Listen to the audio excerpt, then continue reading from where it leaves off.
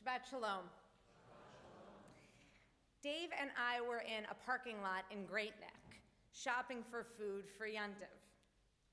Yes, we drove to Great Neck to shop for food. That is a different story.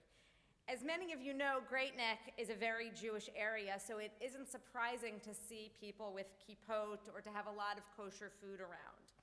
What struck me on this visit, however, was a bumper sticker that at first blush read, "V'ahavta l'reacha kamocha," love your neighbor like yourself. However, the bumper sticker said more than that.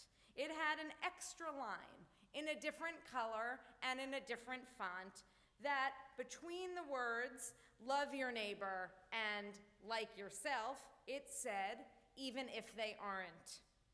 So a fuller reading of this verse on the bumper sticker was, love your neighbor, even if they aren't quite like you. What an important read. It is common in Jewish tradition to add a deeper and fuller understanding to our texts, as Xavier did this morning. So this bumper sticker was serving God well in a long line of different modes of doing midrash, rabbinic exposition on text. It stopped me in my proverbial tracks, not because it isn't something that I do, meaning thinking about midrash, but reading something that rolls off your tongue so easily and then seeing it a little bit different stopped me. And it got me thinking about how our texts are read and understood. The message with this one was obvious. In today's world, not all people are the same. At one point, we had to be instructed just to be nice to others. Now, sadly, we need to qualify that, not just because they are members of humanity, created equal before God, but even if they are different than us, we need to love them. This is an important read as we begin our Torah today. When we look at our Torah, we have to ask, why are there certain stories, laws, sentences that are there? For example, in the book of Leviticus, in the Holiness Code, we read, you shall not stand idly by the blood of your neighbor. You shall not hate your brother in your heart. Isn't this obvious? Why does the Torah need to say this explicitly? In fact, this is not obvious to everyone. We often see people standing idly by the blood of their neighbor, and we often see hatred within families. In fact, it is in this morning's Parsha Bereshit that I would argue that this reminder not to hate, not to stand idly by, is where this idea comes from. Because immediately following the story of the murder of Abel by his brother Cain, what do we read? The voice of your brother's blood is crying out to me from the ground. Our original stories include hatred and blood, even of those we're supposed to love. So it is not a surprise that our Torah makes a decision to say, don't hate your brother and don't stand idly by the blood of your neighbor. For if we can do it to our brother, the Torah understands that we surely will do it to our neighbor. So what do we do with this? This week's Parsha is a warning to us. What can happen when we let evil and jealousy into our midst? We know that throughout time, people have stood by and have watched the suffering of others. But I believe that our tradition is telling us to look up and to look around. Don't just take things as they are, but figure out how to do better. It is why we are reminded not just to save a life, but also that if we destroy a life, it is as if we have destroyed the world. We are even taught in Pirkei Avot that we should not rejoice when our enemy falls, and we should not be glad when our enemy stumbles. This doesn't mean that we shouldn't be grateful for our own life, but we don't need to celebrate at the downfall of others. So how do we do this?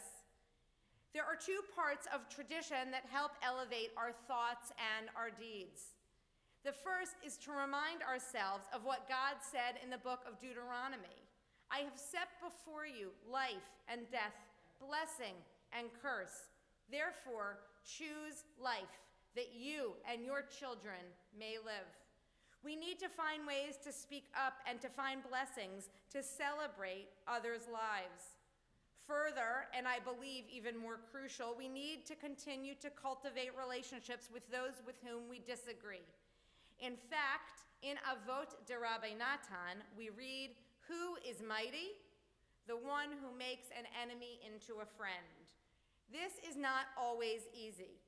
And on this first year anniversary of the attacks at the Tree of Life Synagogue in Pittsburgh, we know that there is a lot of hatred of Jews out there. We have seen it and we have talked about it. We have seen it throughout the world. And last night, I spent time paying tribute to those who lost their lives because they were Jews. And on Rosh Hashanah, I talked about this rise in anti-Semitism and how we need to think about it not only to help ourselves, but others. And today with Parshat Bereshit, where we have the reminder that people often do stand idly by the blood of our neighbors, I want to challenge us not to. There are many ways to do this. Xavier spoke about the protests he has gone on with his mom. These are important. Whether it's the March for Our Lives against gun violence or the climate march in September, he has shown that we need to stand up and use our voices to speak out when there is something in the world we don't agree with. We need to speak out when we see violence in our world.